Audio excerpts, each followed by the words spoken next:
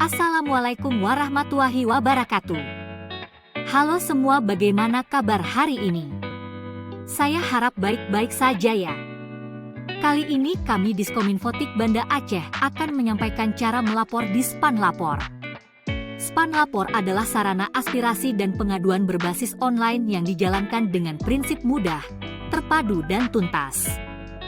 Sampaikan aspirasi dan pengaduan melalui website www.lapor.go.id, aplikasi Android atau iOS Span Lapor, dan SMS ke 1708 Banda Aceh spasi isi aduan. Cara melapor yang baik dan benar. Pertama, sampaikan laporan melalui situs www.lapor.co.id, SMS ke 1708, mobile apps, atau Twitter. 2. Uraikan kronologi laporan dengan jelas dan lengkap. 3. Sebutkan waktu dan tempat.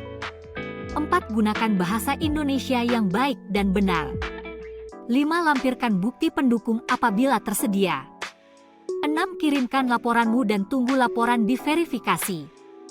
Berani melapor untuk pelayanan yang lebih baik. Sekian dan terima kasih.